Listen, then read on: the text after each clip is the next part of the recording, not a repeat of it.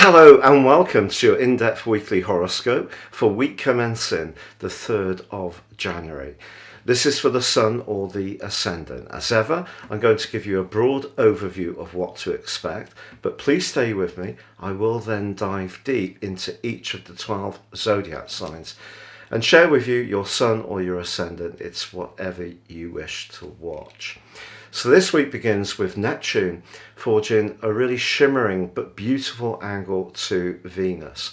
And by the end of the week, Venus comes into an exact conjunction with the Sun. Now that's brilliant if we're really wanting to think about something desirable or someone desirable that may be on our radar. With the January sales in full swing, it may be a monetary purchase we're considering. The sign of Capricorn, where Venus is very much about substance. So it may be a big ticket item that we're really drawn towards, or perhaps there's someone that we like that in some ways is quite well off or has some qualities that we really respect and admire. And the connection between Venus and Neptune can be really magical and very spiritual. So a connection doesn't have to happen only in a physical realm. Also this week, Mars, the planet of passion, is caught up in a bit of a tussle with, ironically, Neptune from the middle of the week. So there may be somebody that we're drawn to, perhaps someone who's a little bit more buccaneering or different, and their self-confidence or energy could seem a little bit intimidating. Then again, Venus can soothe this week, but Neptune in its angle with Mars can confuse. So if there is someone we're unsure of, we just need to be a little bit cautious. Now, of course, Mercury has moved into the sign of Aquarius, very much about friendship, very much about future planning, but it is in its pre-shadow period. So we need to micro-check all details to meet up and have fun. But it is true that Mars forges a very energizing link with the Sun. So if your focus is much more on your role in life, anything to do with entrepreneurship, being more go-getting, but in a material way, the Sun is really going to be supportive by the direct desire that Mars brings to the situation. Now, if you're new to my channel, I would be honoured if you would subscribe. Please click or tap on the bell notification symbol.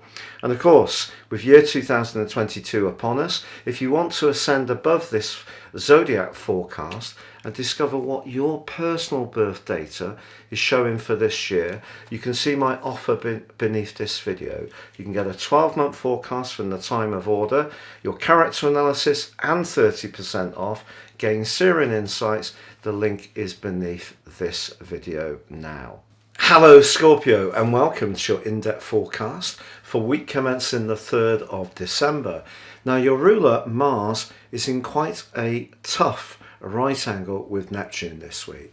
If there is somebody that you really like, the worst thing you can do is absolutely rain a load of generosity in their direction, because actually you may not quite know exactly what this situation is about. That doesn't mean to say it doesn't have a huge amount of potential. Venus is forging a magical link with Neptune, and by the end of the week, as Venus comes into a conjunction with the Sun, your words can carry even more gravitas. So what you say, if you choose your words carefully, it can have maximum impact on anybody that you encounter. But particularly if there is somebody that you want to be closer with in your community, in your family, or perhaps even in a romantic context. Now with Mars in your second house of everyday resources and money in a terrific semi-sextile with the Sun this week, use your mind and your drive and you can improve your financial situation. I think the key is just not being too free and easy with spending money on things that don't necessarily have any lasting value. Now, of course, Saturn and Uranus are back in that abrasive square, which is a little bit challenging. If there is a relationship where you feel very penned in, the need for you at the moment is to break out. But if your situation doesn't make that easy due to family responsibilities, children, property, a shared business situation, that can create a sort of simmering tension, which does need to be addressed. And one of the great ways you can deal with any tension is to try to step up your fitness regime. So even if you're a born again couch potato like me, if you can do some limbering exercises, some stretches, maybe go for a few walks in your locality, that can be a smart thing to do.